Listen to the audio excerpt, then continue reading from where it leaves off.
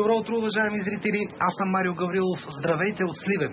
В следващите няколко минути ще ви предложим предизборния диспут съгласно правилата, които определила ЦИК, но онези парламентарно представени партии, които счетоха за необходимо, полезно и целесъобразно да споделят с избирателите своите предизборни платформи, възгледи и идеи. Ето кои са кандидат-депутатите от Сливен, които ще участват днес в нашето предаване. Валери Жаблянов от БСП. Добро утро, господин Жаблянов. Добро утро. Янко Янков, ДПС. Здравейте. Здравейте, добро утро. Добро утро. Иван Благоев от Център Свобода и достоинство. Здравейте, господин Благоев. И Димитър Сяров от коалиция ДСБ, Български демократически форум. Здравейте и на вас. Здравейте. Нека да започнем от там нашия разговор. Хората излязоха, протестираха по улиците, призвиха предсрочни избори, недоволни от високите сметки за парно ток и от ниските си доходи. Като че ли обаче в тази кампания повече се говори не за безработица, доходи и икономически просперитет, а за СРС-та, незаконни подслушвания и някои неща, които така навлизат в икономическия дневен ред на хората. Вашия коментар за начало на този дебат. Господин Жаблянов, да започнем с вас. Говори се и за доходите, говори се и за липсата на работни места и аз съм дълбоко убеден, че това вълнува повече всеки български гражданин, защото това е истинската причина на народното недоволство. Що се отнася до спецификите на кампанията и разразилите се скандали, вижте, те няма как да не се отразят върху общото настроение, в което тя преминава, но убеден съм, че българите ще вземат решение, когато гласуват, от гледна точка на собствените си интереси и на преценката им дали едно управление успешно или неуспешно. Категорично мандата беше неуспешен. Няма област в обществения живот и в стопанството, която да е отбелязала някакъв напредък. И при една такава, мисля, че жестока оценка, но справедлива, няма как това управление да не отиде в историята. Въпросът е, че това го искаше и премиера доскоро, да отиде в историята. Но целият въпрос е, че постиженията на правителството, които бяха така широко демонстрирани през целия му мандат, се оказаха една куха конструкция, зад която стои едно недемократично управление. Няма как това като обобщение да не повлияе на цялостния процес на гласуване. В България, убеден съм, независимо дали по този начин формулирано или по друг начин, гражданите ще отидат с такава мотивация. Господин Янков, вашите избиратели как коментират това, което се случва? СРС-та и незаконните послушания са една изключително ефектна и екзотична тема, но пък джоба и хладилника са нещата, които ни вълнуват ежедневно. Първо, ми позволете да поздравя всички колеги, които днес са намерили смелостта да дойдат тук на площада и пред сливенските граждани, които ни гледат, да изразят своите позиции политически, което е особено важно, защото на 12 май, за да излязат да гласуват, за да направят своя избор, хората трябва да бъдат информирани. Много е важно този избор да бъде информиран наистина, за да донесе най-доброто за Сливен и за България. Аз отдавна се занимавам с политика и знам, че характеристиките, които хората дават за политиците, не винаги са добри и не винаги са приятни. Но примерно това, което никога не бих искал да чуя за себе си, е, че съм страхливец.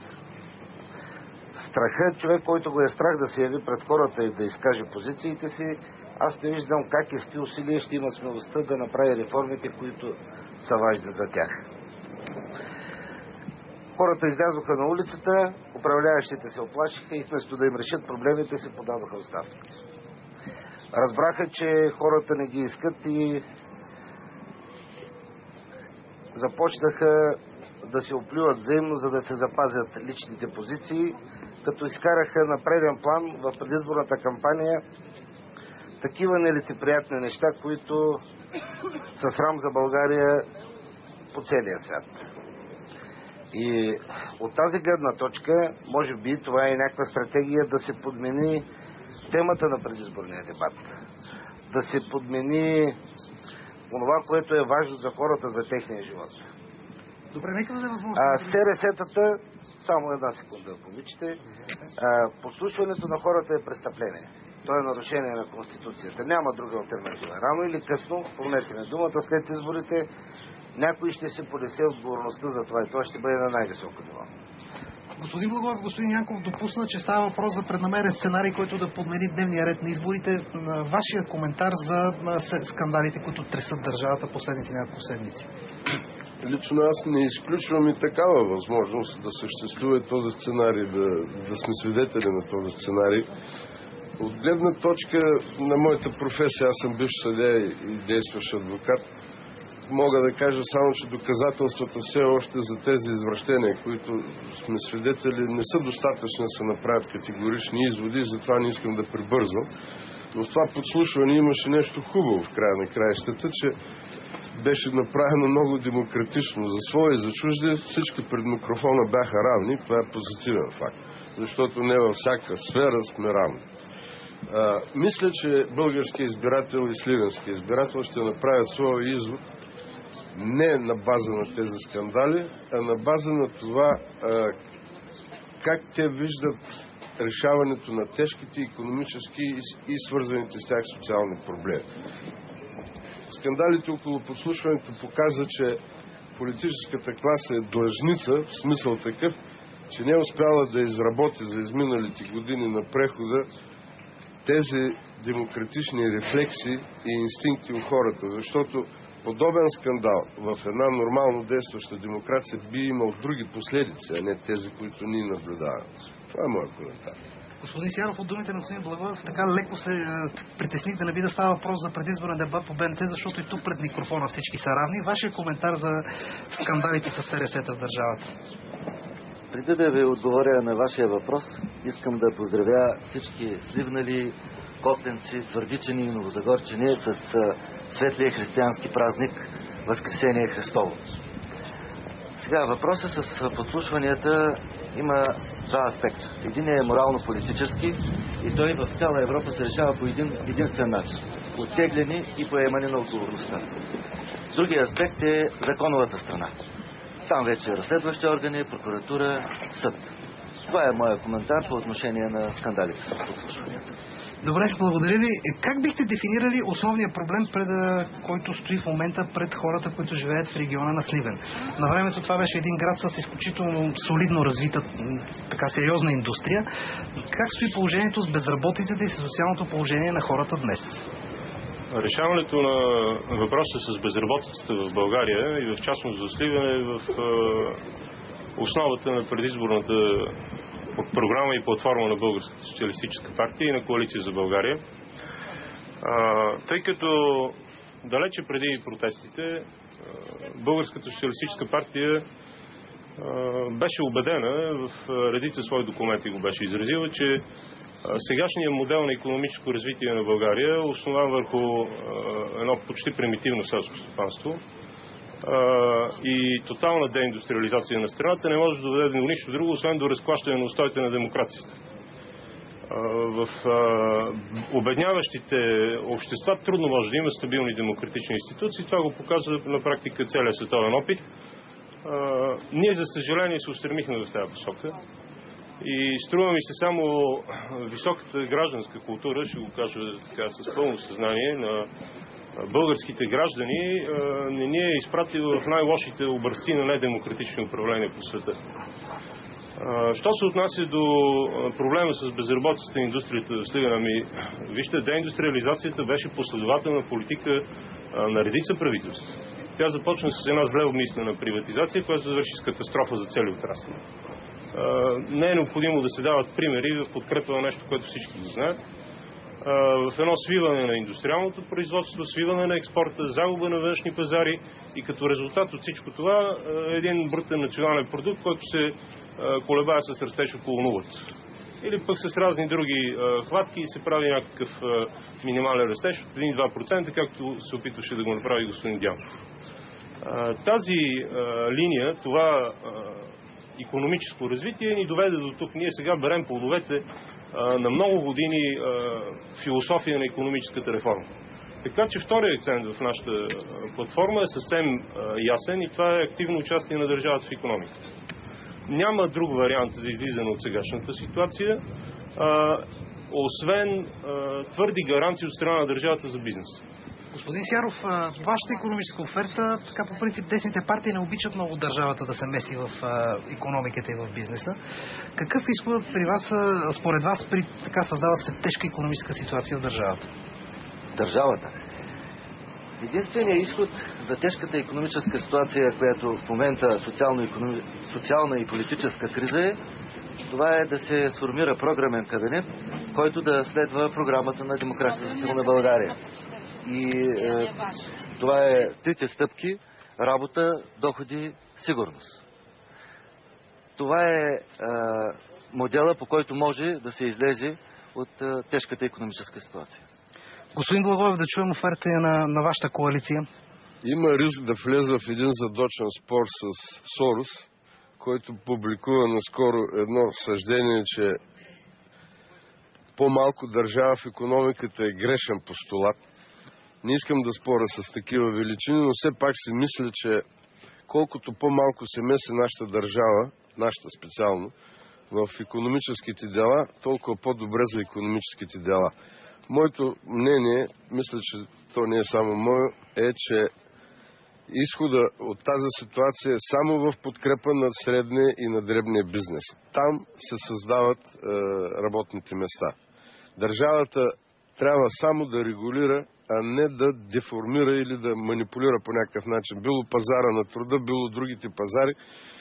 Тя само трябва да помага и да създаде една среда, такава, която да изключи привилегиите, да изключи нелоялната конкуренция. Така виждам аз нещата. Господин Янков, повече държава или повече икономическа свобода? Къде виждате изхода от забатачената икономика в страната?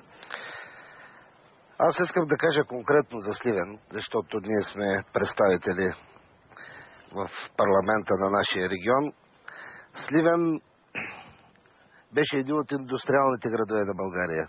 Един от най-развитите. Един от най-развитите земеделски райони. 80-те години ние произвеждахме над 80 000 тона грозде и над 82 000 тона праскови годишно. Сега цифрите са смешни.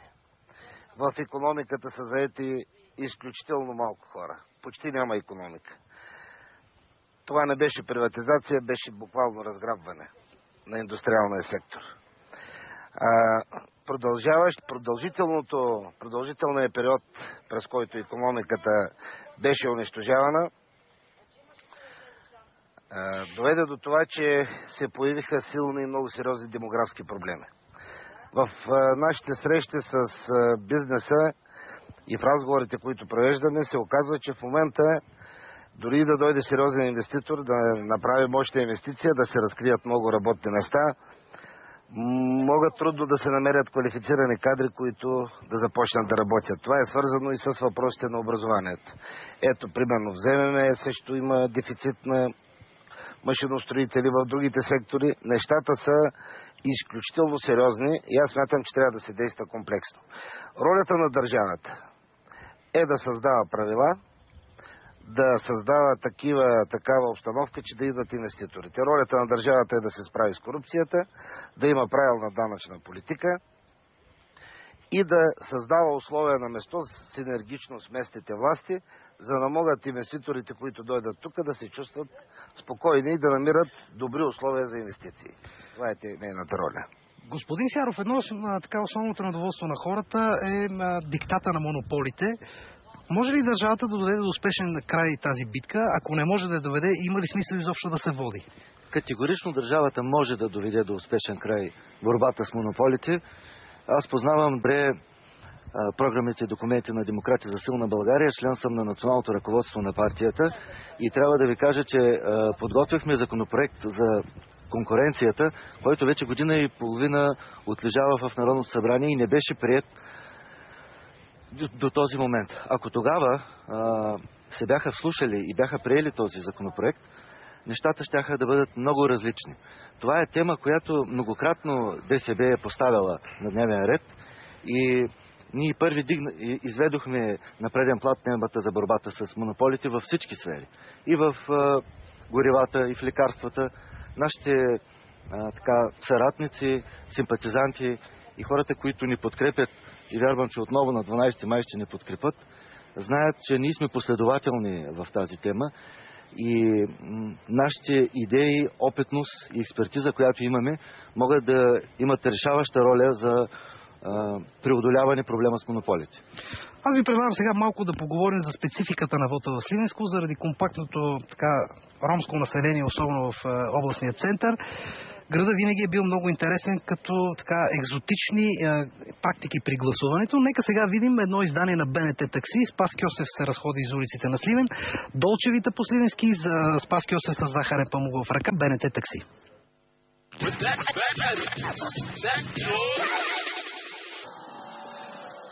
Здравейте! БНТ Такси. От София сме тук. Вие, ако бяхте депутат от региона, кое ще да бъде първото нещо, което щяхте да направите? Сам да си извърша работата и ще продължи.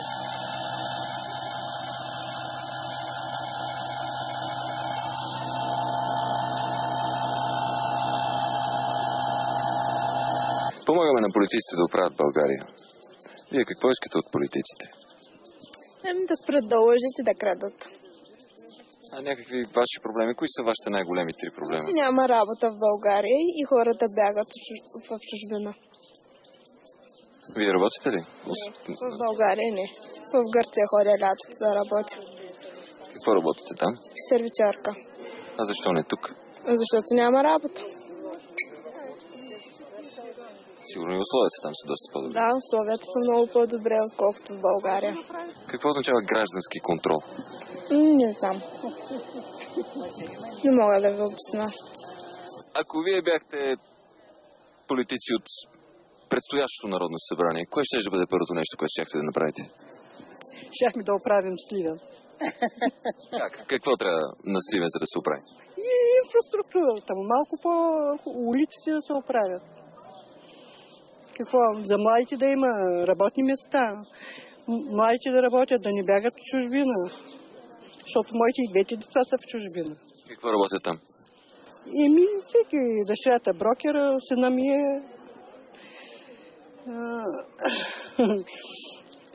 карат такси, но при тях е малко по-различно. Защо са там, а не са тук? Защото има работа в България много и заради това. Защото много е хубав живота да младите в България. Това. Избягаха повечето. Те не са само те. Те са много. Почти от всяко семейство има деца избягали. Отишли в чужбина. Не е по-хубав живота в чужбина, казвам ви го. Но живеят по-нормално.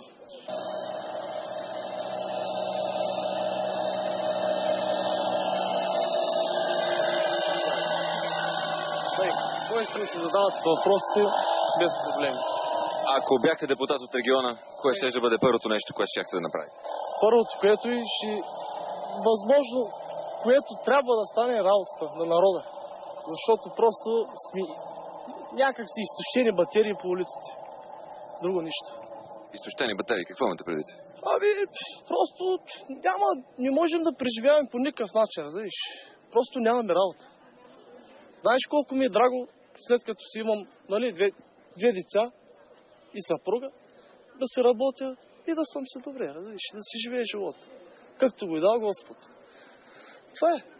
Моля? Става бързо, какво се гласуват? Общо взето да, смисъл има диспутите, да, заради изборите и... Защо не снимате по циганските махли, където дават пари на хората да гласуват? Чакай аз да ги кажа едно хубаво. Дават по 50 лева на хората да гласуват. Ама и в момента ли това се случва? Да, по махлите ще ходите и ще видите лъскавите джипови как спират и дават на хората по 50 лева да гласуват. И сега вече се случва това, така ли? Случва се, да. Навсякъде дават пари на хората да гласуват, защото никой не ще да гласува. По колко пари им давате?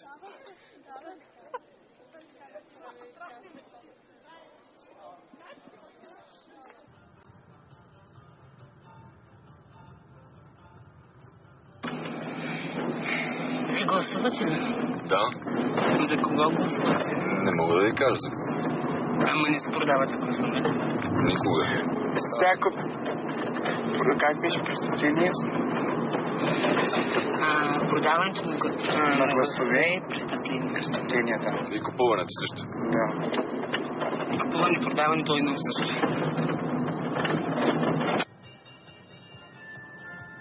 Добре, ама само преди малко едно момиче ми каза, че тук обикалят джипове, купуват гласове, гласовете се продават по 50 лева и даже били малко тия пари, не стигали за нищо. Има такива работи. Вяриш си и аз чисто просто... И аз ги мразя тези работи. Аз искам чисто просто да се уважаваме държавата и да се я обичаме.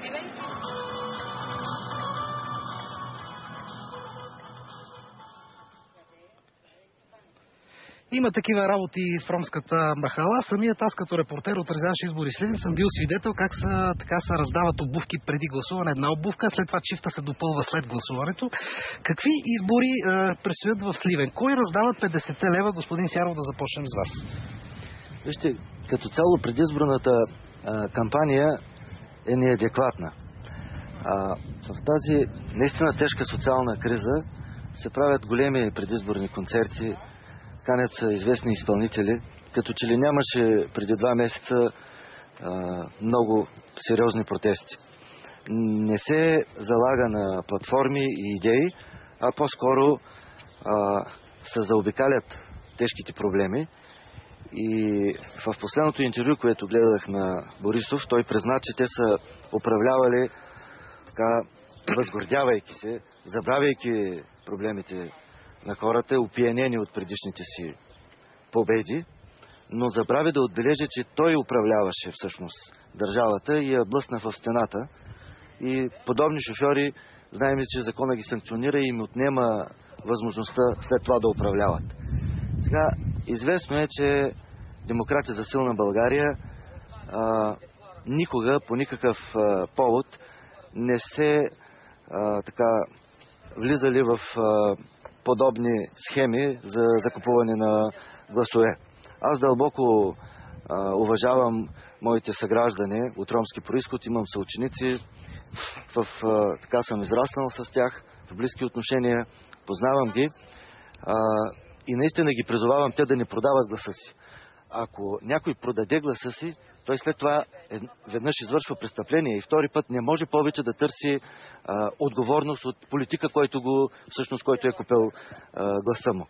И призовавам правоохранителните органи на 12 май преди това да свършат своята работа, така както повелява закона и наистина да бъдат спрени всички възможности за закупуване на гласове. Господин Благоев, вие знаете ли, чии са лъскавите джипове, които обхождат ромската махала и кой раздава въпросните 50 лева? Чии са, не знам. Знам, че не съм ги пратил аз. Това със сигурност.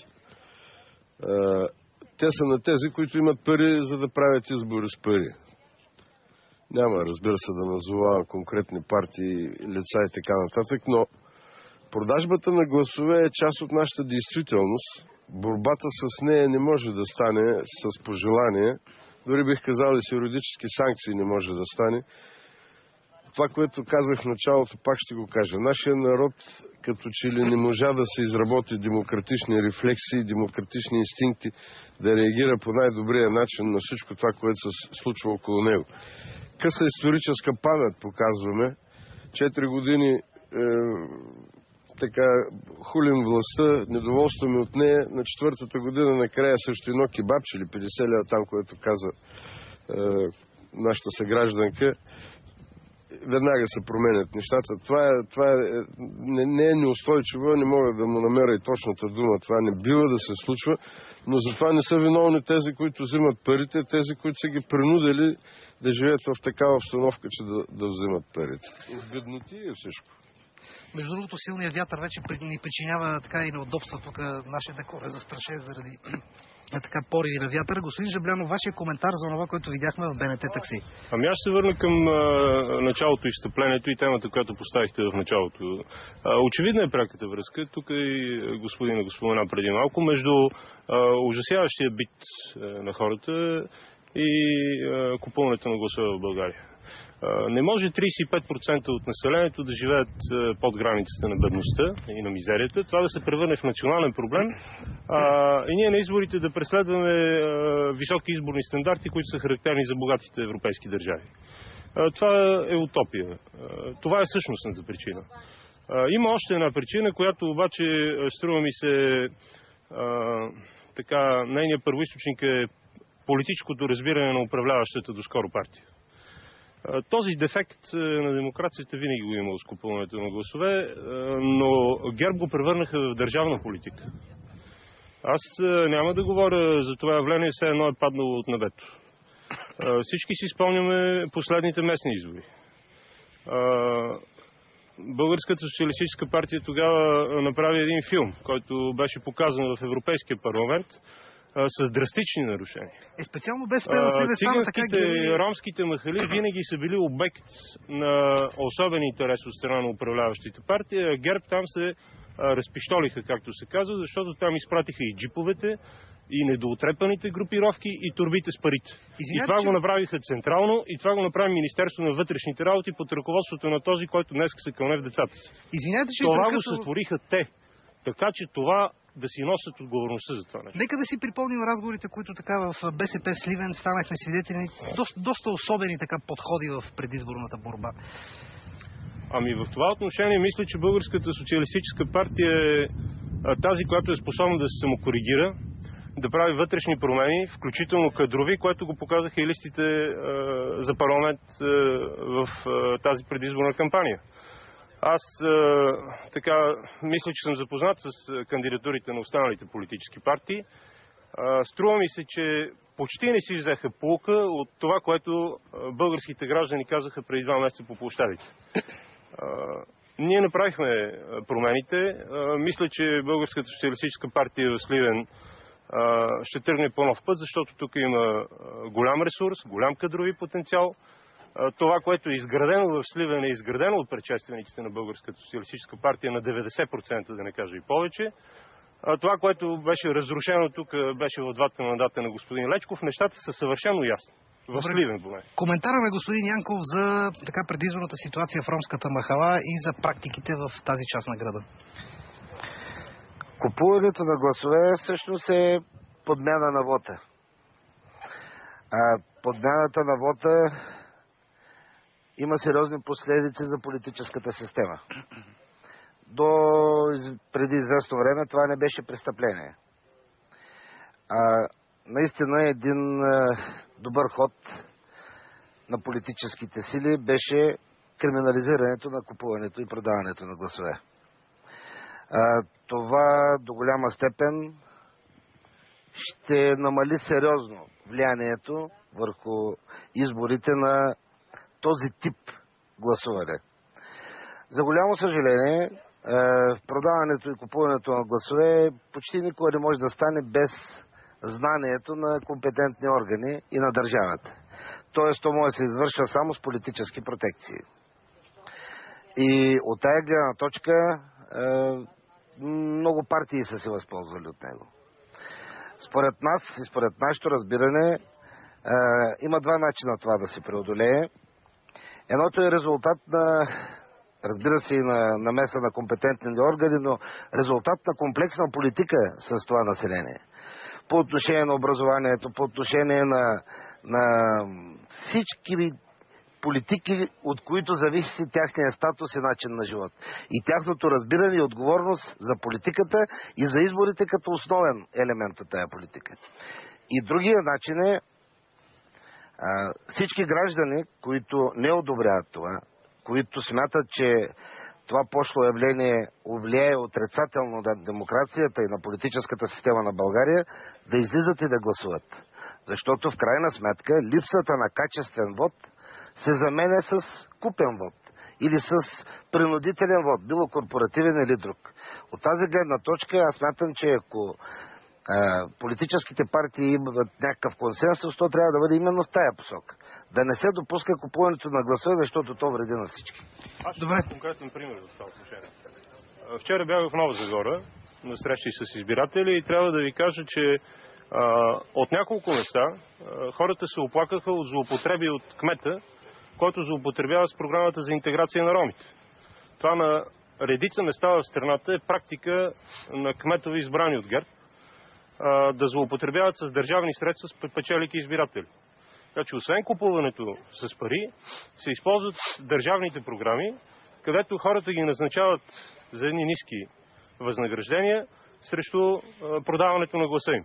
Това е разновидност на добилото известност престъпление купуване на гласове, която мисля, че българската прокуратура трябва да се заинтересува и господин кмета на Нова Загора трябва да обясни какво прави с програмата за интеграция. Това са едни пари, които са отделени за мероприятия, които да интегрират малцинството в проблемите и в живота на по-голямата общност, а не да се купуват гласове. Така че от националния екран искам да обърна внимание върху този факт. Той не е изолиран. Само ако ми разрешите още едно допълнение, което мисля, че е изключително важно и които от колегите влязат в парламента, трябва внимателно да преразгледат субсидиите за политическите партии. Защото също с финансирането на предизборните кампании би трябвало да става от тия субсидии и с парите на данъкоплатците, които се дават на политическите партии, те могат да се позволят да купуват гласове. Трябва много внимателно да се прецизира субсидирането на партиите и то да дава възможност да се финансират най-важните дейности, за които те са отговорни пред гражданите, а не странични дейности с партийни пари да се правят какви ли не други разходи, но не и това, за което хората са ги изпратили в политиката. Добре. Сега ми хрумва в момента да попитам господин Сяров и господин Благоев. Господин Благоев, вие сте представител на новосъздадена точно преди тези избори партия. Господин Сяров, вие сте представител на партия, която участваше, макар и не самостоятелно, в предишния парламент. Хората са недоволни от управлението, като че ли са, така не намират изхода в политическите партии. Смятате ли, че има нужда от някаква промяна в политическото устройство на страната? Дори много хора казват, политическите партии само вредят на демокрацията. По никакъв начин политическите партии не вредят на демокрацията. В цяла Европа многопартийността, провеждането на избори винаги става през политически партии. Говоренето против политическите партии, напротив, ерозира самата държавност и пречи на нормалното функциониране на парламента и съответно и на изпълнителната власт. Промяна като цяло, да, необходима е, но не е по отношение на това политическите партии да бъде ограничена тяхната дейност. Напротив, колкото повече демокрация и възможност политическите партии да функционират, толкова по-добре. Говоренето срещу политическите партии никога в никой исторически период не е довело до нещо добро за управлението на държава. Да, ама хората казват 20 и кусор години ги търпяхме и до нищо добро не ни доведоха. Това не е първо верно.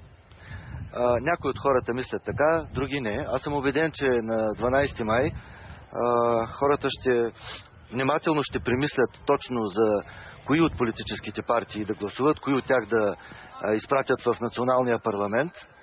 И съм убеден в техния правилен избор. А това, че по време на управлението на ОДС България започна преговори за приемане в НАТО, преговори за приемане в Европейския съюз, въведе паричния съвет, стабилизира държавата. Много добри неща са случили точно през политическите партии и през управлението на ОДС. Що се отнася до ДСБ, това е партия, която вече 9 години е на политическата сцена. Аз съм неин учредител в Сливен, добре познат на местната общност и кандидат за кмет също в формат Синята коалиция. Ние имаме своя сериозен политически път, познават и профил, който не може да бъде объркан от българските избиратели и съм убеден в подкрепата към нас и участването ни в следващия парламент. Сега, господин Благоев, вие не може да се похвалите с никаква историчност, тъй като сте нова партия, но хората по принцип изразяват недоверие към политическия модел в страната и ролята на партиите в него. Аз съм учредител на НДСВ, не знам колко нова ви звучи, от 2001 година. Има предвид на коалицията, която сега се явява на тези избори. В исторически план най-добрият период на управление на България е тогава, когато царя, има предвид Борис III, е забранил партиите. 35-та, 39-та и до началото на войната. Но също така е вярно това, което казва Чърчил, че по-добро от демокрацията не е измислено, по друг начин тя да функционира, отколкото тази партийна система. И аз съм за това. Проблема не е в партиите, според мен. Проблема е в партийните величия, в тези, които обсебват партийния живот и го насочват в било абсолютно частни, било корпоративни или групови интереси. Партии трябва да има. Ето тук чувам нашите съграждани казват, че сме му мръзнали и така нататък, всички да се отиваме. Добре, те да заповядат и какво? Какво ще промени това? Въпросът е не сте го доказали още. Въпросът е в това да се създава компетентност, да се създават образовани и, така бих казал, кадърни хора, които да поемат управлението на държавата и своите дела, ако мога така да кажа, в своите ръце. Не в партиите е проблема, пак повтаря, в политическите елити, според мен. Понеже споменахте НДСВ, на което сте член и учредител, имаше обаче доста така нелицеприятни практики за държавата и по време на тройната коалиция, в която вие участвахте. Сигурно е имало. Не знам какво точно имате предвид. Имам предвид заменките, да кажем, имам предвид така злоупотребата с европейски фондове, прословутите градинки, които се строяха незнайно защо, за някакви огромни средства, с неясна цел и предназначение. Аз не бих се ангажирал да поемам всички грехове на тройната коалиция, нито да оправдавам всички действия, като всяко друго обществено нещо и в него имало и добро и хубаво. Според мен управлението по времето на НДСВ и след това в тройната коалиция имаше повече добри, отколкото лоши неща. Така бих казал. Добре, господа, ако станете депутати от региона на Сливен, с кой конкретен проблем бихте се ангажирали, че ще бъде разрешен? Какво бихте обещали на гражданите на Сливен, ако влезете в Народното събрание от този град? Господин Жаблянов. Инвестиции в производството и безработицата. Това са ключовите проблеми на Сливен. Хората, нямаше някой от вашия репортаж, който да не го спомена като проблем. То, разбира се, не е характерен и не е само за Сливен. Но в Сливен има добра база. Има райони, където не е имало такава индустрия. В Сливен има индустриална зона, има индустриална традиция. Мисля, че все още има кадри и добри училища в техническата област, които незнайно защо бяха преименувани на технически гимназии и развалиха системата на техникумите. Струва ми се, че в днешните проблеми на България тази система за средни технически кадри би била изключително полезна. Така че това са основните проблеми на града. Разбира се, от битово естество има много проблеми, които почти изцяло са в прерогативите на местната власт. Но това, което искам да кажа е, че едно следващо правителство, подкрепено, издигнато, създадено от Българската социалистическа партия и Коалиция за България, би следвало да коригира това, което правеше предишното, което делеше общините на наши и чужди. Във всички общини живеят български граждани и няма как, ето ще дам конкретен пример, всичките средства по програмите да отидат в Бургас, в Сливен да дойде жълти стотинки или да не дойде нищо. Добре, да чуем сега... Гражданите са едни и същи навсякъде и правителството трябва да се грижи за всички. Ангажимента на господин Янков към гражданите на Сливен. Сливен като географско положение, като инфраструктура, като климатични условия, като демографска и образователна структура има изключителен потенциал. Този потенциал трябва да се стимулира по всички направления. Основното направление е създаване на икономика, привличане на инвестиции и много е важно стимулиране на местния бизнес. Сливенските бизнесмени имат изключителен потенциал, добре познават спецификата и ако има добро отношение на държавата към тях, могат сега да създадат много работни места. Има спешна нужда от увеличаване на пенсиите, затова ще се постараем още в началото на следващия мандат това да се случи за пенсионерите. Трябва спешно да се разгледат добавките за майките и аз смятам, че така едно много сериозно внимание трябва като типично сливенски проблем да се обърне на сливенските бани. Има голям интерес към тях. Възможностите са големи. Могат да се създадат там много работни места, особено за медицински кадри, за кадри по отношение на рехабилитацията, хотелиери и така нататък. Това е изключително важен проблем. И другия потенциал на Сливен, това е земеделието, земеделското производство, екологично земеделие. Сливен е изключително екологичен град. Животновъдството може и в тая посока ще се работи. Добре. Господин Благоев, ваш ангажимент към гражданите Сливен, може би така леко символно, така нашия разговор за настоящето беше огласен от детски глъч. Дано да ни накара да се замислим за бъдещето на града. Да, бъдещето дефилира преди малко около нас. Мой ангажимент би бил и е да управляваме с любов. Аз мисля, че усилията ни трябва да бъдат съсредоточени върху това да спре това разединение между хората, тази настръхнало всеки срещу всички, всички срещу всички, защото проблемите са общи, решаването минава през едно единомислие.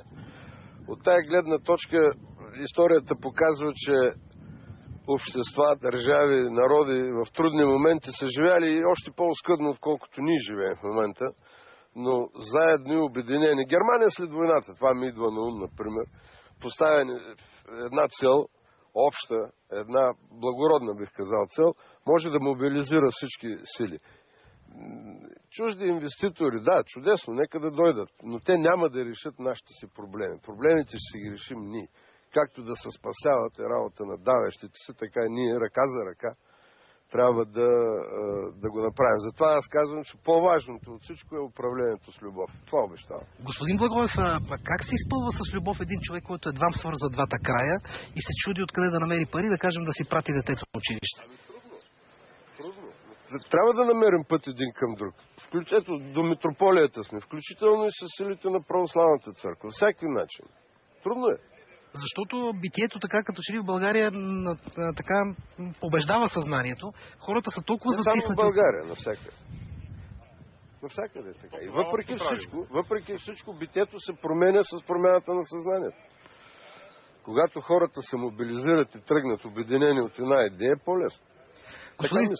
Господин Сяров, вашия ангажимент към гражданите на Сливен. Кой проблем основно вие ще акцентирате? Два основни приоритета имам.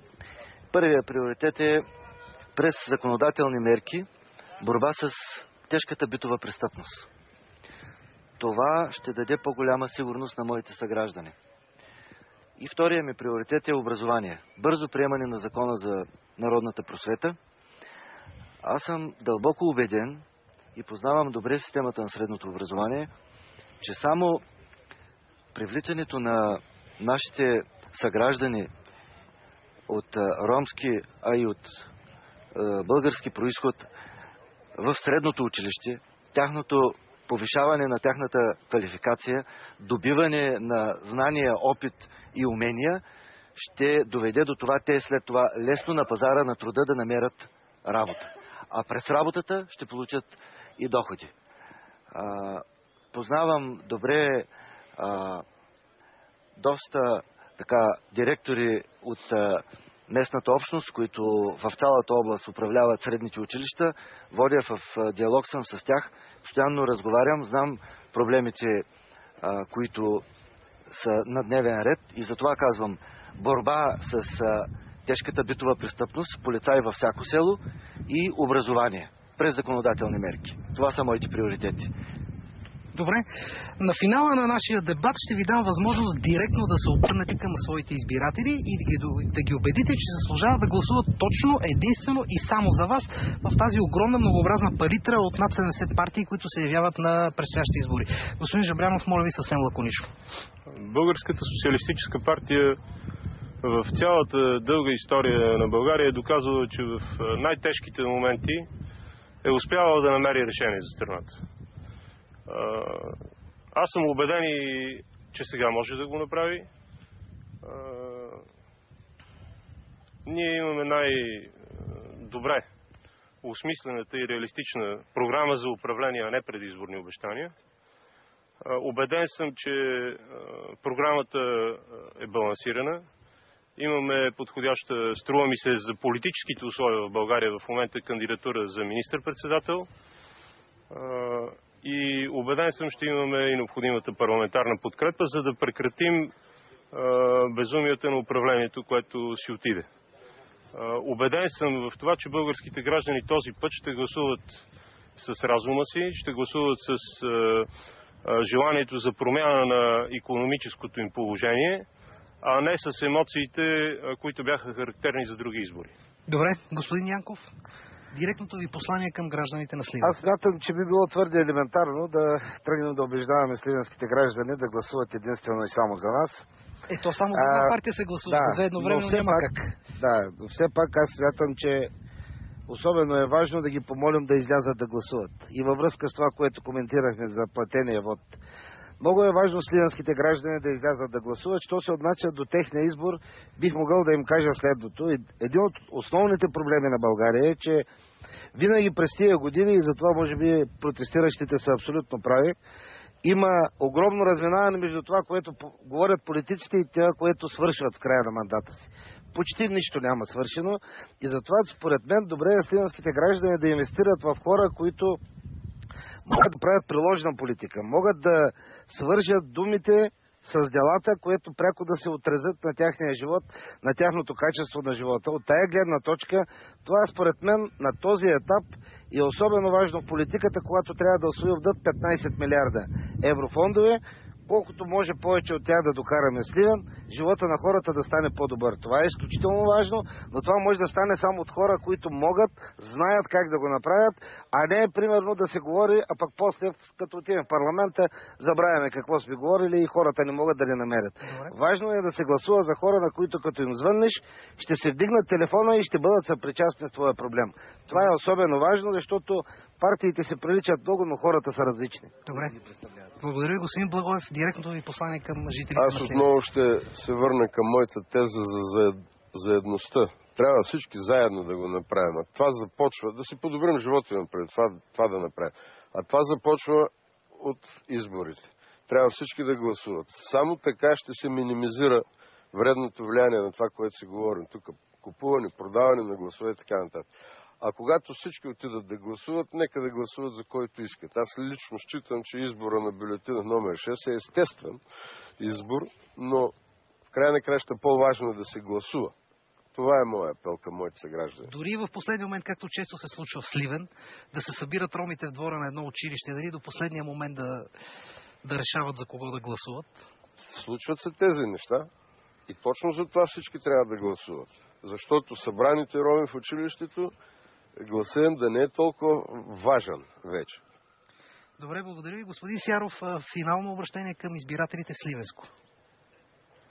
ДСБ, нейният лидер, са доказали в изключително тежки политически и социална криза, в която е изпадна държавата 1997 година, че ще извеждат държавата и решават тежките проблеми. Предлагаме решителност, опит, компетентност.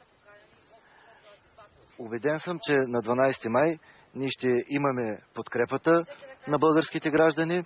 В личен план знам, че моите съграждани, нашите поддръжници и в Котел, и в Нова Загора, и в Твърдица, с които имах толкова срещи, ще получат тяхната подкрепа и ще стана част от 42-то Народно събрание.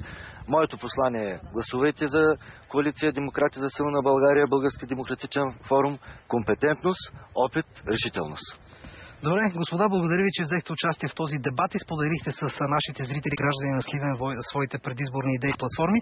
Специално благодарност към ко-водещите, които така изразиха гласа на народа, на недоволните граждани. Моля? Подаваха ценни идеи и коментари.